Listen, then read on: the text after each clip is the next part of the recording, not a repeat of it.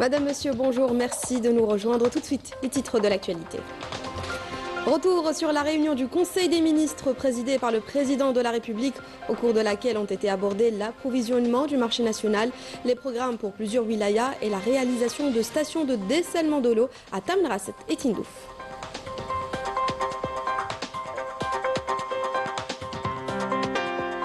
Mandaté par le président de la République, le ministre des Affaires étrangères prend part aujourd'hui à Addis Abeba aux travaux de la 48e session du Conseil exécutif de l'Union africaine.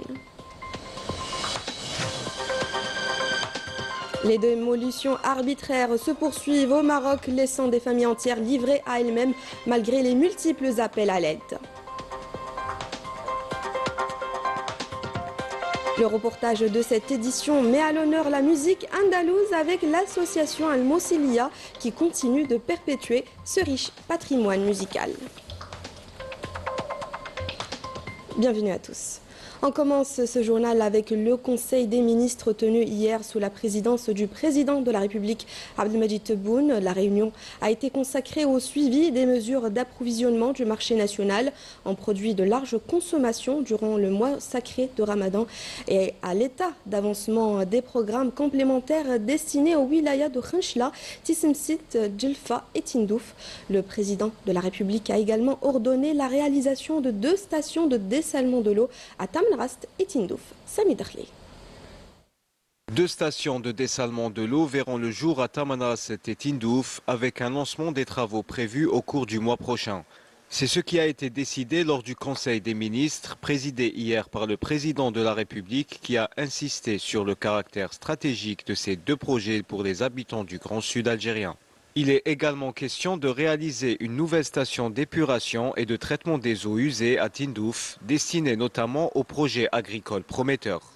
Insistant sur l'importance capitale du respect des plans de distribution de l'eau potable à l'échelle nationale tout au long de l'année, le président de la République a fermement mis en garde contre tout laxisme pouvant conduire à des coupures d'eau non programmées, comme ce fut le cas dernièrement dans la wilaya de Chlef, une situation jugée totalement inacceptable par le président de la République et qui engage, a-t-il dit, la pleine responsabilité des concernés. Concernant les préparatifs pour le mois sacré du Ramadan et pour permettre aux citoyens de le passer dans la sérénité et la quiétude, le gouvernement est appelé à renforcer son action afin qu'elle soit positive et efficace. À cette occasion, le président de la République a salué la disponibilité des produits sur le marché, soulignant l'impératif de répercuter de manière positive cette abondance sur les prix. L'état d'avancement des programmes complémentaires pour les wilayas de Khenchela, Tissemsilt, Djelfa et Tindouf était également au menu de cette réunion, au cours de laquelle le président de la République a salué la concrétisation de tous ces programmes dans les délais prévus, ordonnant l'élaboration de nouveaux programmes complémentaires au profit des wilayas les moins développés, notamment celles récemment créées. Mandaté par le président de la République, le ministre d'État, ministre des Affaires étrangères, de la communauté nationale à l'étranger et des Affaires africaines, Ahmed Attaf, prend part aux travaux de la 48e session du Conseil exécutif de l'Union africaine, ouvert ce matin à Addis Abeba. Cette réunion ministérielle est préparatoire au sommet de l'Union africaine prévu les 14 et 15 de ce mois. Plusieurs questions et dossiers sont à l'ordre du jour, notamment ceux liés à la place et le rôle du travail africain commun dans le traitement des plus importants défis politiques, sécuritaires et de développement que rencontre le continent. En marge des travaux, le ministre d'État tiendra des rencontres bilatérales avec nombre de ses homologues des pays africains frères. Lors de son dernier jour de visite en République du Sénégal, le calife général de la Tariqa Tijaniya, Ali Belarabi, a été reçu par le président sénégalais Bassirou Diomaye Faye. Cette rencontre a été l'occasion de réaffirmer l'importance et la solidité du tissu de la Zawiya Tijaniya au Sénégal, ainsi que la force des liens fraternels qui unissent l'Algérie et le Sénégal. Le président sénégalais a chargé le calife général de la Tariqa Tijaniya de transmettre ses salutations et présenter ses hommages au président de la République et au peuple algérien. On écoute le calife général de la Tariqa Tijaniya. Je suis très content de visiter la terre du Sénégal, une visite qui ne s'inscrit pas uniquement dans le cadre de ma visite spirituelle, mais également pour s'enquérir de la santé et de le bien-être des Tidjanes, nos frères sénégalais. Entre les deux nations, entre les deux peuples, c'est une relation très forte. Nous sommes venus aujourd'hui pour prendre part à la retraite spirituelle de Kokoto, dans la région de Kaffrine, sur invitation de la Zawiya de Pékin, des descendants de Cheikh Ahmed Tidjane. Il s'agit d'une invitation qui a été adressée à son Excellence le Président de la République algérienne, M. Abdelmadjid Tebboune, qui m'a chargé personnellement de le représenter ici au Sénégal et de se rendre dans la région de Kokoto pour participer avec les différents disciples à faire dhikr et le rituel du Coran al-Karim pour des milliers, voire des millions de fois. Nous sommes très contents de notre visite et nous souhaitons davantage de progrès, de prospérité et de réussite pour le Sénégal, que ce soit pour le peuple ou pour les leaders sénégalais. Et en prévision du mois sacré de Ramadan, 560 marchés de proximité ont ouvert au public à travers le territoire national pour garantir des produits de large consommation à des prix étudiés et soutenir le pouvoir d'achat des citoyens durant cette période de forte demande. Maïsel Bouala. Mobilisation inédite des opérateurs économiques à l'approche du mois sacré. Dans toutes les wilayas, les marchés de proximité fleurissent pour compléter l'offre des circuits traditionnels et permettre à chaque famille d'accéder aux produits de large consommation jusqu'à la fin de Ramadan. Nous proposons de la viande ovine importée d'Espagne au prix de 2100 dinars le kilo, tandis que celle importée du Brésil est proposée à partir de 1100 dinars. Les produits essentiels restent abordables. La farine est proposée à 135 dinars, la semoule à 400 dinars les 10 kilos, l'huile de tournesol à 590 dinars et le riz à 150 dinars. Côté légumineuses, les pois chiches sont à 315 dinars et les haricots rouges à 360 dinars. Ces espaces regroupent des commerçants, des producteurs locaux et des grossistes dans une même logique, vendre directement aux consommateurs avec des tarifs étudiés et des quantités suffisantes. Le tout avec une disponibilité régulière. L'initiative s'inscrit dans un plan plus large visant à stabiliser les prix et à lutter contre la spéculation pendant cette période de forte consommation. Chaque année, le gouvernement veille à ce que les produits essentiels restent accessibles à tous. Les produits sont proposés à des prix raisonnables, permettant aux consommateurs de faire leurs achats sereinement pendant le Ramadan. À Alger, 18 marchés de proximité sont mis en place, tandis qu'à l'échelle nationale, 560 marchés sont répartis à travers les 4 coins du pays. Leur objectif, rapprocher les produits de grande consommation des citoyens à des prix compétitifs.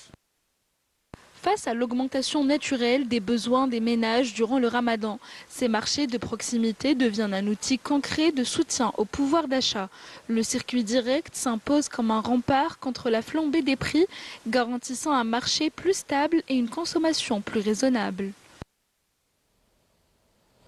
Une journée d'études a été organisée hier à Alger sur les répercussions de la loi criminalisant la colonisation et l'adoption par l'Assemblée générale des Nations unies de la Journée internationale de lutte contre le colonialisme.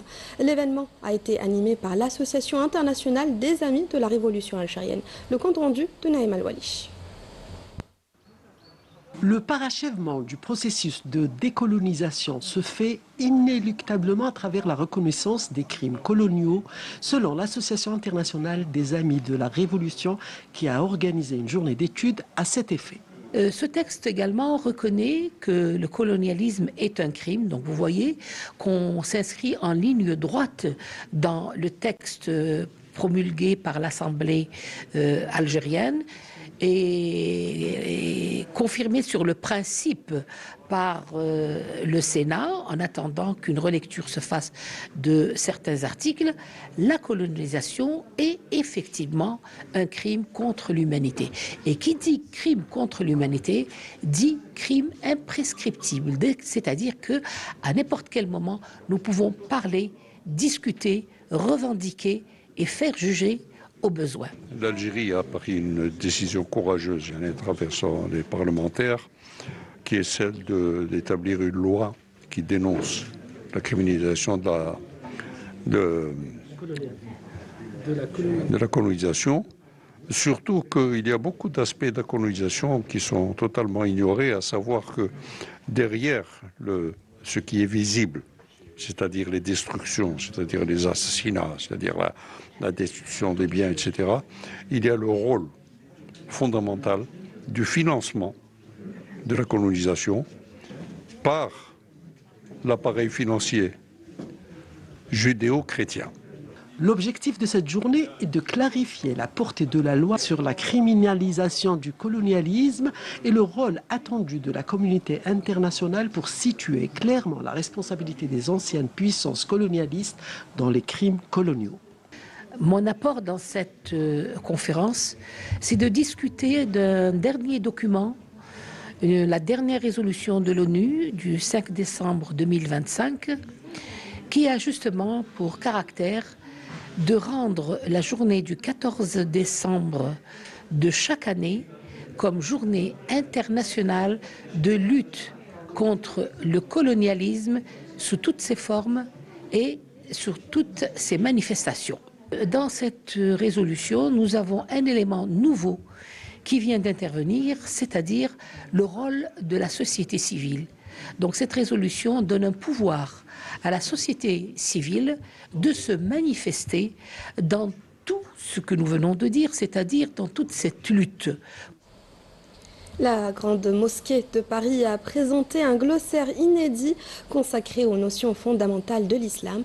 Un travail collectif de théologiens et d'intellectuels. Il vise à clarifier des termes souvent mal compris ou instrumentalisés dans le débat public et à apaiser les tensions autour de la place de l'islam en France. Reportage de Afaf Belhouchet. Clarifier les mots pour mieux apaiser les débats.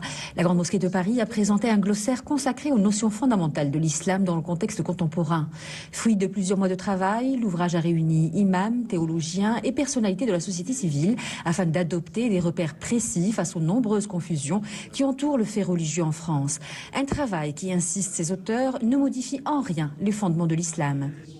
أدعوهم لقراءة هذا الكتاب ولا يمس بالثوابت ولا يمس بالعقيدة ولا يمس بالشرائع وإنما هو من باب يأتي comme on appelle ça une certaine souplesse dans la jurisprudence.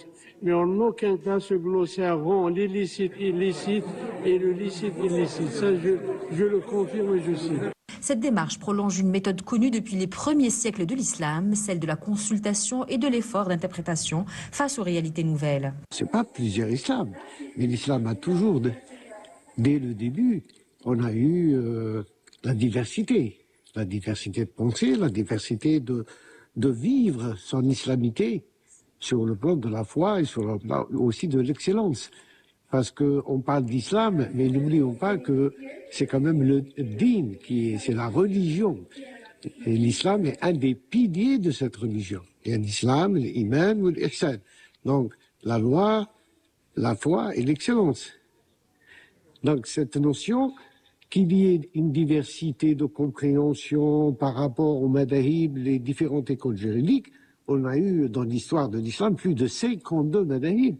Et on enseignait dans la ville de Tlemcen, en Algérie, 17 madahib étaient enseignés au Moyen-Âge. Un héritage d'interprétation qui permet aujourd'hui d'aborder des questions inédites, non seulement dans une logique de cohabitation, mais aussi face aux nouveaux défis éthiques posés par les sociétés contemporaines. il y a des questions que l'islam pose et qui sont communes aux autres religions. Quand vous prenez le statut de l'embryon, le statut de la fin de vie, par exemple la lutte contre l'euthanasie ou le suicide assisté, la réprobation que pose l'islam, c'est la même que celle des autres religions. Au-delà de son utilité pour les fidèles, l'ouvrage s'inscrit dans un climat politique tendu en France autour de l'islam. À l'approche du municipal, la Grande Mosquée de Paris assume une démarche claire, remettre de la connaissance là où s'installent les peurs et couper court aux instrumentalisations électorales du fait religieux. En tout cas, c'est un instrument qui va permettre à celles et ceux qui sont attaqués par les pseudo-hommes politiques de pouvoir répondre avec connaissance des éléments. Ils auront des arguments pour pouvoir dire aux hommes politiques qui vont vouloir faire leur campagne sur le dos des musulmans et de l'islam, non, vous avez tort, et voilà la réalité des choses. Pensé comme un travail de référence, ce glossaire s'inscrit dans un esprit de transmission et de responsabilité. Des institutions religieuses de premier plan, notamment l'université Al-Azhar ou encore Zaytouna, ont également pris part aux échanges ayant nourri sa rédaction. Dans un contexte où les mots autour de l'islam sont souvent source de tension, la Grande Mosquée de Paris fait ainsi le choix du savoir, de la précision et du dialogue pour éclairer le débat public. À Oran s'est ouverte la première édition du salon Mécanica Algérie 2026, dédié à l'industrie automobile, à la sous-traitance et aux pièces de rechange industrielles. Industriels et jeunes investisseurs étaient au rendez-vous pour présenter leurs produits et leurs solutions innovantes. Faisons de cet événement un moment clé pour renforcer l'intégration locale, la compétitivité de l'économie nationale et réduire les importations. Salim Skandar. La mécanique algérienne est à l'honneur. Le salon Mécanica Algérie réunit industriels, experts et jeunes entrepreneurs autour d'un objectif commun, bâtir une industrie nationale forte et tournée vers l'avenir et renforcer la production nationale. À travers notre participation au salon du Mécanica Algérie, c'est justement pour présenter nos capacités au terme de production de pièces de rechange afin de participer à notre démarche qui s'inscrit dans la stratégie de l'État qui vise la fabrication des pièces mécaniques dans le cadre de l'intégration nationale. On a fait une coopération avec la société allemande pour produire un produit algéro-allemand en Algérie avec 100% production algérienne. Le taux d'intégration actuel, il est de 90%. On a des pourparlers avec des producteurs automobiles dans le cadre de l'intégration des produits manufacturés en Algérie. Innovation, sous-traitance et savoir-faire local rythment les échanges. Les startups algériennes y présentent des solutions industrielles ambitieuses avec une vision claire, réduire les importations et préparer l'exportation dans le secteur mécanique. L'objectif, c'est bien sûr de faire connaître au public et aux entreprises notre produit qui est une fabrication algérienne. Voilà. Nous sommes ici dans Mécanica Algérie pour voir les opportunités avec les constructeurs des camions et les véhicules algériens. L'industrie mécanique algérienne affirme sa capacité à produire localement et à se positionner sur les marchés internationaux. Un rendez-vous stratégique pour construire l'industrie de demain. Et ce communiqué du ministère de la Défense nationale dans la dynamique des efforts soutenus dans la lutte antiterroriste et contre la criminalité organisée multiforme, des unités et des détachements de l'armée nationale populaire ont exécuté durant la période allant du 4 au 10 février 2026 plusieurs opérations ayant abouti à des résultats de qualité qui reflètent le haut professionnalisme, la vigilance, la disponibilité permanente de nos forces armées à travers tout le territoire national. Dans le cadre de la lutte antiterroriste, des détachements de l'armée nationale populaire ont arrêté 10 éléments de soutien aux groupes terroristes dans différentes opérations à travers le territoire national. Dans le cadre de la lutte contre la criminalité organisée et en continuité des efforts déployés afin de contrecarrer le fléau du narcotrafic dans notre pays, des détachements combinés coordonnée de l'armée nationale populaire ont intercepté en coordination avec les différents services de sécurité lors d'opérations exécutées à travers les régions militaires 26 narcotrafiquants mis en échec des tentatives d'introduction de 10 quintaux et 98 kg de kif traités provenant des frontières avec le Maroc. Alors que 2 284 797 comprimés psychotropes ont été saisis. À Tamraset, Bourj Badi Mokhtar, Insalah, Ingezem et Janet, des détachements de l'armée nationale populaire ont arrêté 259 individus et saisi 32 véhicules, 188 groupes électrogènes, 111 marteaux-piqueurs ainsi que des quantités de mélange d'or brut et de pierre et d'équipements utilisés dans des opérations d'orpaillage illicites. De même, 11 autres individus ont été appréhendés et un fusil mitrailleur de type FMPK, 2 pistolets mitrailleurs de type Kalachnikov, un pistolet automatique, 9 fusils de chasse et 24 500 litres de carburant destinés à la contrebande ont été saisis, et ce lors d'opérations distinctes. Par ailleurs, 227 immigrants clandestins de différentes nationalités ont été arrêtés à travers le territoire national.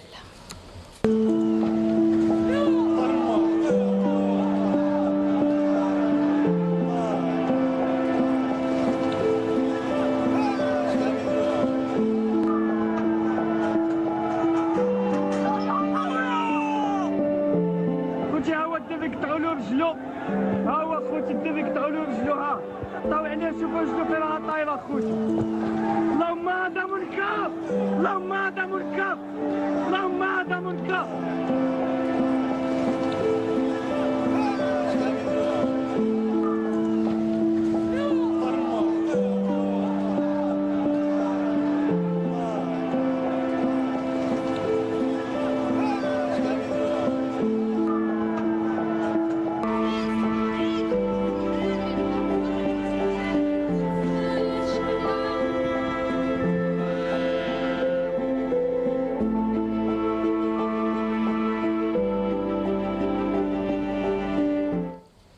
À quelques jours du mois de Ramadan, des dizaines de familles marocaines se retrouvent sans toit.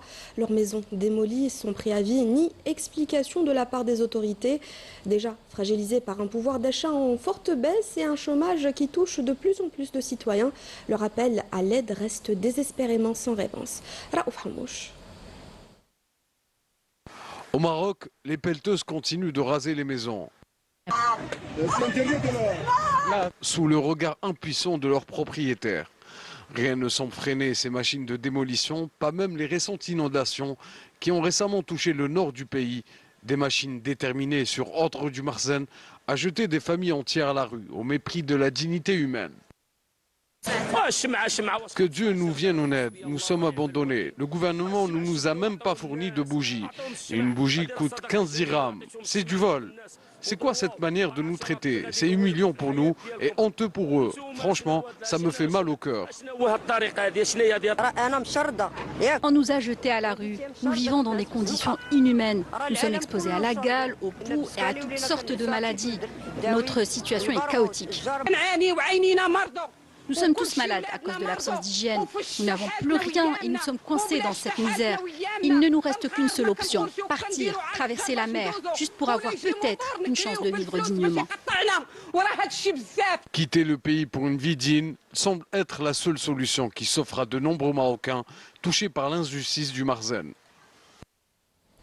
Et à Gaza, l'armée d'occupation sioniste a mené hier de vastes opérations de destruction ayant ciblé des immeubles résidentiels palestiniens dans diverses zones de l'enclave. Ces opérations s'inscrivent dans le cadre des violations sionistes répétées de l'accord de cessez-le-feu en vigueur depuis le mois d'octobre dernier.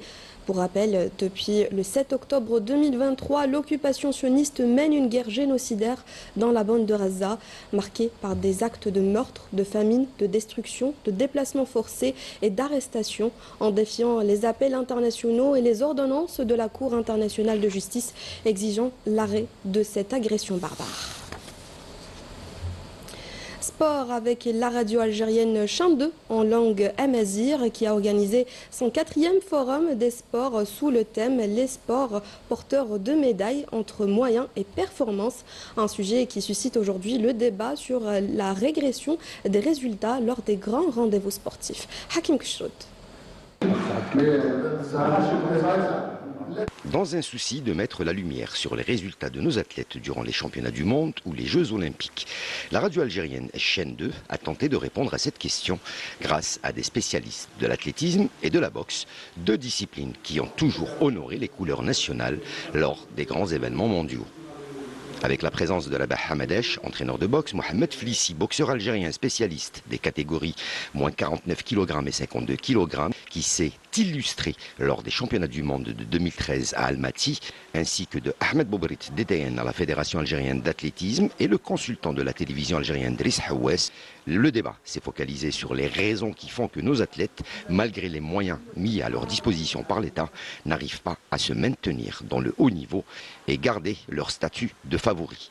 Les raisons invoquées par les invités de ce forum ont été en grande partie imputées au manque de stratégie dans la programmation de la préparation de nos athlètes, mais aussi l'utilisation des nouvelles technologies de l'entraînement et le suivi des athlètes.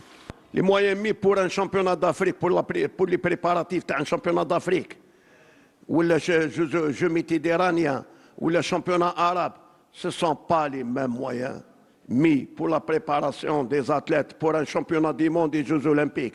Pour les puristes du noble art comme Rabah Hamadesh, la boxe algérienne doit impérativement redorer son blason d'antan en revenant à la base. La base actuellement elle n'existe plus. Il y a les salles qui se succèdent dans la fermeture pour qu'ils deviennent, je sais pas, à défaut de moyens. Donc je ne crois pas qu'on aura les mêmes boxeurs qu'auparavant. Ça m'étonnerait. Et d'autant plus, il y a d'autres disciplines qui ont émergé, telles que le kickboxing, le MMA, qui ont pris la place de la boxe. Mais pour arriver sur un podium olympique ou bien mondial, donc il faut des moyens très très importants et une préparation. C'est toute une équipe, c'est tout un travail d'une équipe pour arriver à ce niveau-là. On ne peut pas venir et donner la préparation à un athlète au bout de quelques mois comme ça et dire voilà, il prépare les Jeux olympiques. Le plus important aujourd'hui est que les responsables doivent avant tout se focaliser sur une stratégie commune afin de permettre à ces sports dits porteurs de médailles de revenir sur la scène internationale. Et on termine ce journal avec de la musique andalouse. L'association El Moussilia réunit des musiciens de tous âges. Ensemble, vous allez le voir, ils font vivre ce riche patrimoine et transmettent la tradition andalouse aux générations futures. Reportage de Ferry El Hamdi.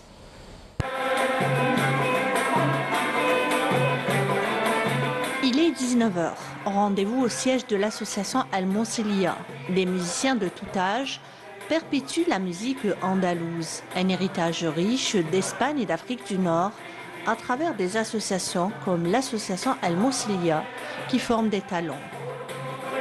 L'association, c'est une association qui a été créée officiellement en 1930. Et plus précisément, le travail de ces gens qui ont créé cette association a commencé depuis 1927. Depuis cette date, l'association n'a pas cessé de faire son devoir et de faire passer ce message, ce patrimoine de génération en génération jusqu'à aujourd'hui. Je suis inscrite et j'ai commencé mes cours. Le premier professeur, c'était Missoun, Allah yarhamou. On est une famille. ربينا كيف كيف كبرنا كيف كيف. هذا الخرا اللي ما عندوش عنده 50 سنة هنايا. Cette musique ancestrale, transmise oralement, est bien vivante et attire de nouvelles générations, curieuses de leurs racines culturelles. J'ai commencé la musique au conservatoire avant d'intégrer l'association. Donc j'avais 5-6 ans, quitté le conservatoire. Et donc j'ai été formé là-bas. Mbad, j'ai rejoint l'association en 2014. Et depuis 2 ans, donc j'enseigne aussi. Donc j'ai une classe à l'association.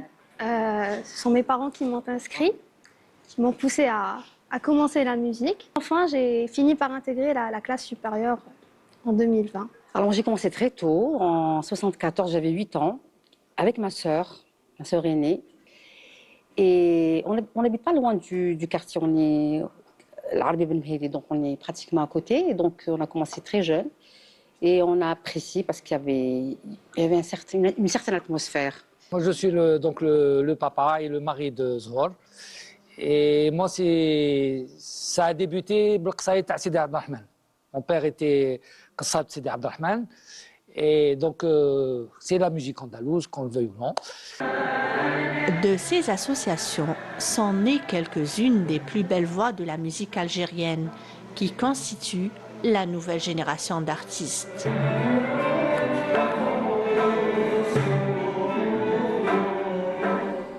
C'était le journal de la rédaction. Merci de nous avoir prêté attention. Excellente journée sur Canal Algérie.